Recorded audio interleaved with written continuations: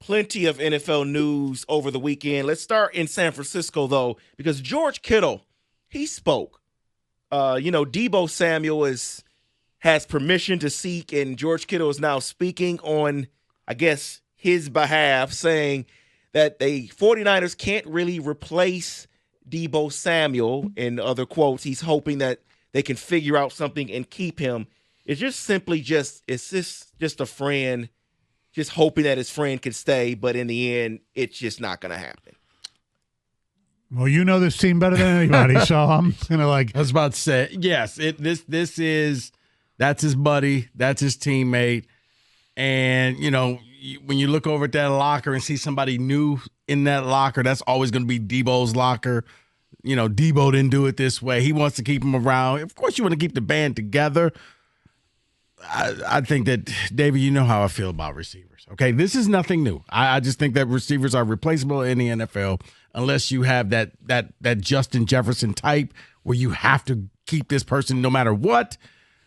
He's going to be gone. I think Kittle's just going to have to get used to this. His play was diminished this year in a year where Brandon Ayuk was out. So, I honestly, Stoney, I thought this was going to be a year where he's going to make it very difficult for them. Like, Brock Purdy made it difficult because he lost a lot of pieces and still was like one of the better quarterbacks in the league playing with a bunch of nobodies. Debo didn't take advantage of the fact. Ricky Pearsall did after missing half a season, not Debo. Let me ask you a hypothetical question. Yes, sir. Completely hypothetical, and I know there's no way this would ever happen. But if the 49ers are looking at a short window, let's say, would you trade Purdy and Debo for Stafford and a draft pick? No. Okay. No, I wouldn't. Because, aside from the fact that the person who sits in that chair hates him, right? If you do a blind taste test and look at Purdy's numbers and you didn't know who the quarterback was, you'd be like, no, I want that guy. Oh, it's Brock Purdy. Oh, yeah, because he looks like a geek. He drives a tractor, and he was drafted in the 7th round. So all of those are strikes against him. I understand. Right. But as far as on the field play, you saw when he played the Lions. He looked pretty good in that game. Oh, I know. With nobody's out there. Yeah. But no, I wouldn't. Okay. I think Stafford probably, he's not weird like Aaron Rodgers, but I think Stafford probably has about 2 years. Right, that's what I mean. That in that window. Yeah, I think that window has passed that too. But, should the Lions? Well, let's get to quarterback talk, but let's get to those that are going to be at the Combine. I have a question. 4 quarterbacks here. Kyle McCord, Jackson Dart, Jalen Milroe, Dylan Gabriel. As of right now, they are expected to throw. Who can take the biggest jump in the draft with a great performance from these 4 guys? I think Milroe can take the biggest jump because a lot of people are questioning how good he's going to be because they look at him as a running quarterback. But if he throws the ball really well, I think he could take a huge jump. Yeah, because who was the first one, David? McCord. I was thinking Kyle McCord. He's the forgotten guy. He got exiled to Syracuse and actually played well, but nobody watches Syracuse football unless you're just a football geek. I think that he can help himself. I think that really, look, when you look at what the Bama QB did, if he does this right, and because it was the accuracy problem, because some games he would look great, and in other games it's like, what are you looking at? Who are you throwing the ball to?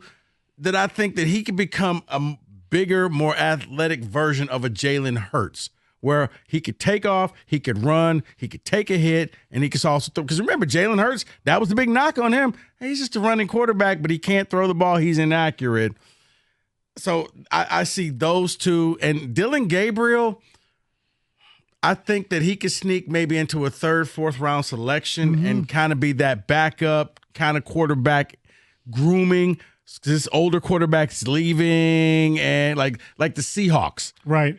They could take him, groom him for a couple years because he can make plays. I've seen him make plays. His height is going to be the biggest thing that goes against him, Stoney. So far, I've seen Experts for the NFL draft say that this is basically a meat and potatoes type draft. Would you be shocked if only one quarterback is selected in the first round this year? Yes, I'd be completely shocked. I think 2 is the realistic deal with Sanders and Cam Ward. There's no way from everything you're reading that one of those 2 will not, that both of them are going to get taken probably in the top 10 to 15, definitely. Yeah, I'm with you. I would set the over-under at 2.5 because between Cleveland, between the Giants, between the Raiders, like there's so many teams that need a QB that's like, okay, once again, if one of those guys somehow slides down to Seattle, you don't think Seattle's going to ball up their game plan and say, we're taking a quarterback. There's certain teams that probably are thinking there's no freaking way we're going to get some guy to come here, and now we have somebody here. Those 2 guys, Cam Ward, Shedeur Sanders, unless they get injured or just, bomb in an interview or something. Right. Dion has a photo of his son in a bong mask, which I don't think he's going to do. I think they'll be fine. Still can't believe that happened. Like that really it felt like a story, like once a again, movie. It was like a movie. Like, and here's a picture of Laramie Tunsil, like his stepfather. Like, what are we?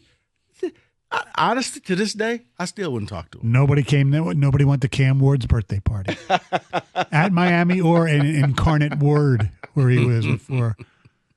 He was in between, someplace in between too, right? Washington State. Washington State, yeah. Yeah, for sure.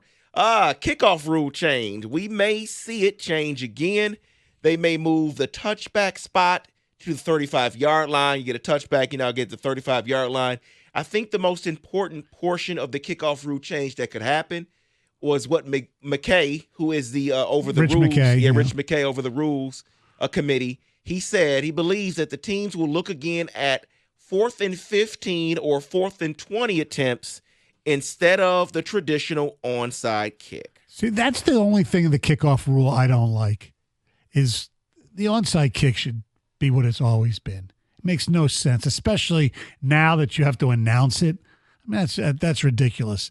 As far as the other rule with the actual kickoffs, I don't think it made that much of a difference one way or the other because most of the time they're kicking the ball out of the end zone anyways. So if they do move it back a little bit, you might get more, returns. Stoney, what are you talking about? You saw all the problems that college football had with the kickoff this year.